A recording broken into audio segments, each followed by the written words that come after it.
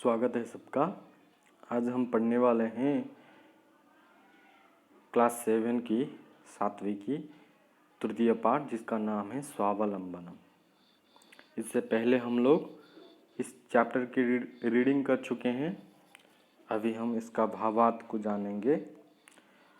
हम ये पूरा चैप्टर है, हम इसको लाइन बाय लाइन इसको हम समझेंगे। तो पहला लाइन जो है, कृष्णमूर्ति ही श्रीकंठश्च मित्रे आस्ताम। तो पहले थोड़ा व्याकरण जान लेंगे। बोल रहा है कि मित्रे का मतलब क्या है ना। मित्र यहाँ नीचे देखिए, यहाँ मित्र शब्द है। मित्र शब्द का प्रथमा विभक्ति द्विवचन है मित्र। देखिए यहाँ प्रथमा मित्रम, उसके बाद मित्रे, उसके बाद मित्राणि। तो द्विवचन है मित्रे। द्विवचन क्यों है? क्योंकि यहाँ दो लोग हैं। एक है कृष्णमूर्ति ही, दूसरा है श्रीकंठः। ये जो श्रीकंठश्च है, इसके बारे में हम थोड़ा आगे जाके जानेंगे। तो बोला है कि मित्रे यहाँ द्विवचन है। मित्रे मतलब टू फ्रेंड्स। आस्ताम मित्र ये भर नाउन है, तो उसके हिसाब से भर भी द्विवचन में है। देखिए अस धातु का लंग लकार में द्विवचन है आस्ताम। अस धातु मतलब है, रहना।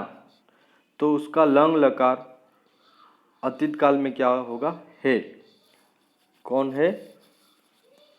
दो मित्र हैं।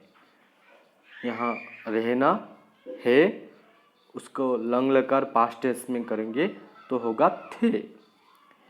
मैं हूँ, मैं था। जैसे इस प्रकार होता है, मैं अभी हूँ, मैं अभी शिक्षक हूँ, लेकिन मैं छात्र था, ये पास्ट टेंस है।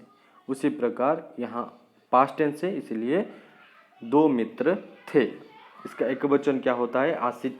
एकवचन को भी जानेंगे, ये आगे आके काम में आएगा।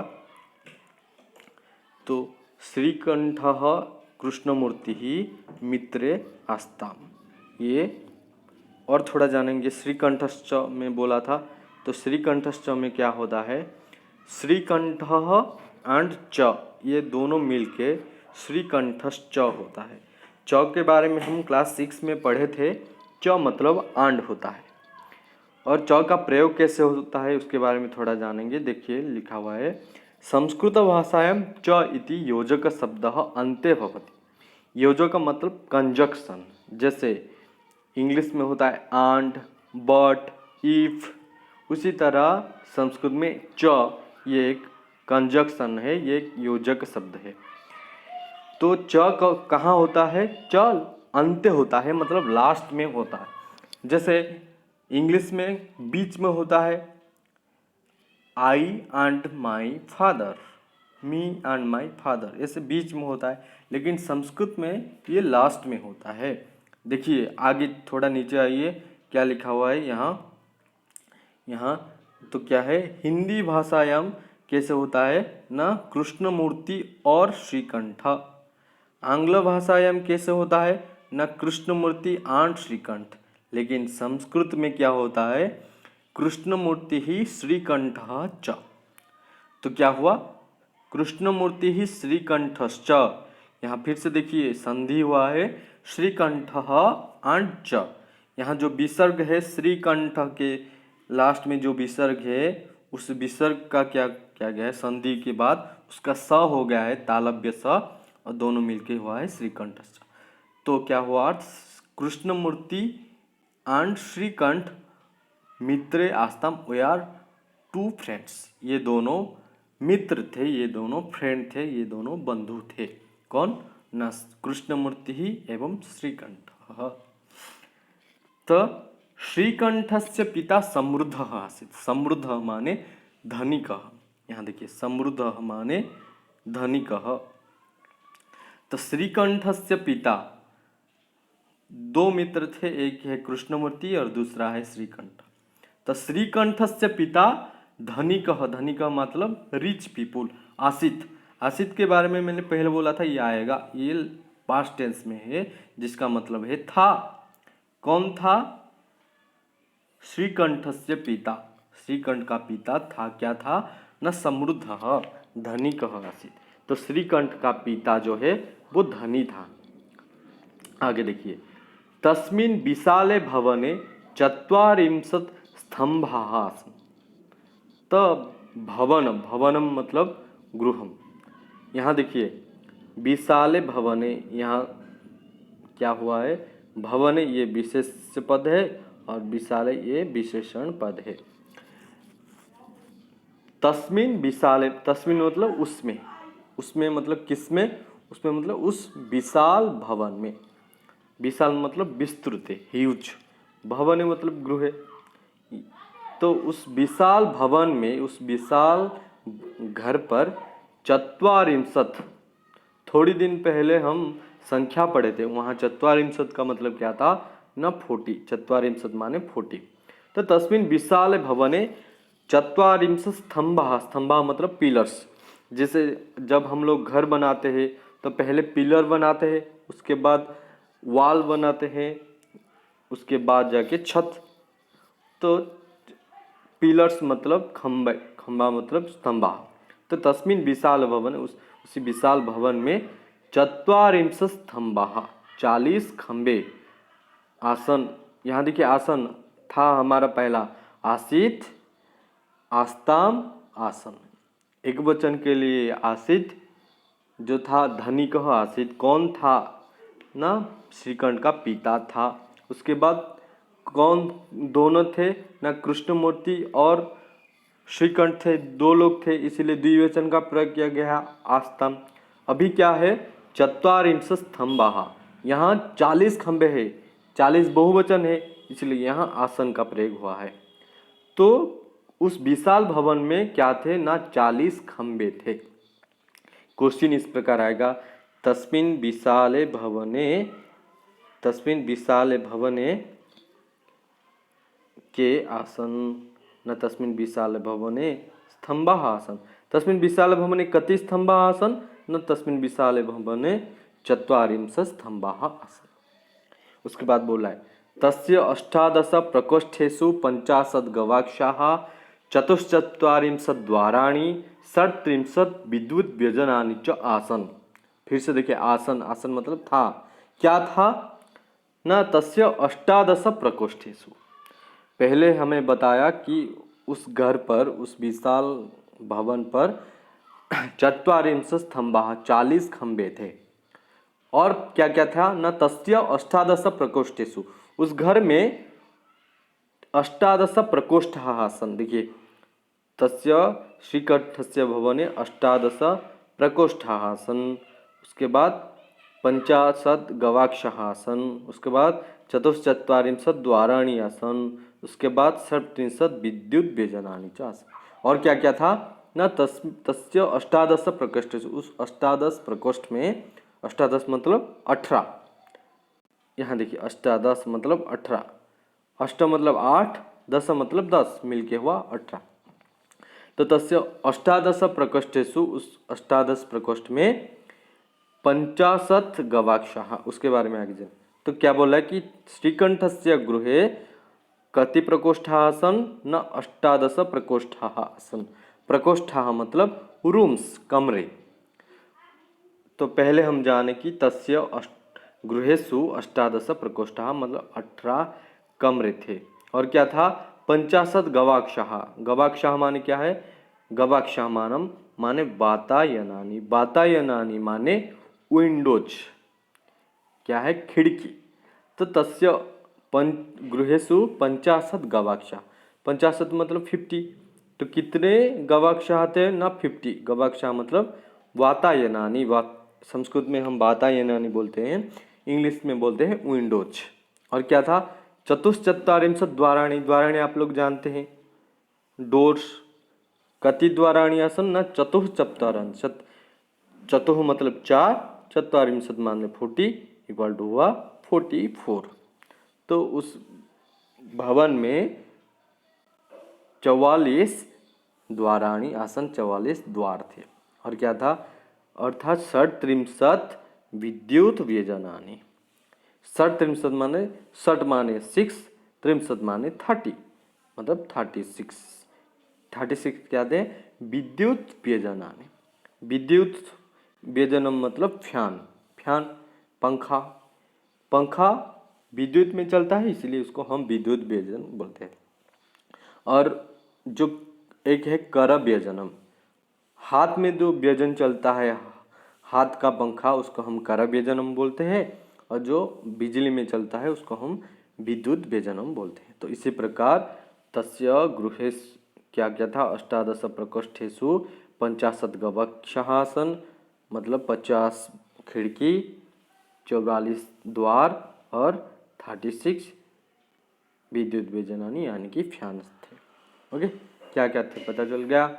उसके बाद देखिए यहाँ क्वेश्चन है, तस्मिन् विशाले भवने कति प्रकोष्ठाः आसन्? न 18 प्रकोष्ठाः आसन्। कति गवाक्षाः आसन्? 50 गवाक्षाः आसन्। कति द्वाराणि आसन्? 44 द्वाराणि आसन्। कति व्यजनानि आसन्? 37 व्यजनानि आसन्। उसके बाद बोला है तत्र 10 सेवकाः निरंतरम कार्यम कुर्वन्ति स्म। तत्र मतलब तस्मिन् भवने, उसी भवन पे, उसी घर पर 10 सेवका, 10 मतलब 10, 10 सेवकाः मतलब भृत्याः, मतलब नौकर, हिंदी में हम नौकर बोलते हैं और इंग्लिश में क्या बोलते हैं? सर्वेंट, उड़िया में बोले तो चाकर। तो तस्मिन् भवने, उसी भवन पर 10 सेवकाः, 10 सर्वेंट, 10 नौकर, निरंतरम, निरंतरम मतलब सर्वदा यानी लगातार यानी कंटिन्यूअस। तो उसी भवन पर 10 सेवक लगातार कार्यम कुर्वन्ति स्म। यहाँ जो स्म का प्रयोग हुआ है, जहाँ हम स्म का प्रयोग करते हैं वो कर्ता स्म, ये एक अव्यय पद है। देखिए स्म ये क्या है? एक अव्यय पद है। और वो कौन सी काल को सूचाता है? ना भूतकालार्थ सूचकम।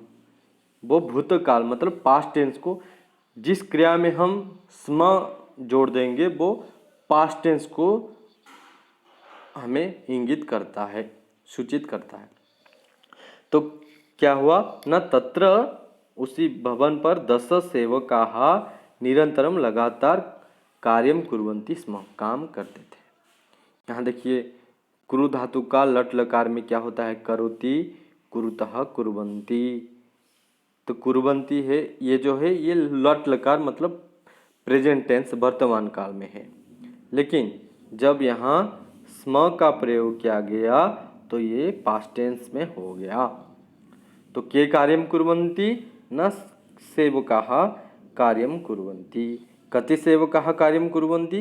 न 10 सेवकाः कार्यम कुर्वन्ति।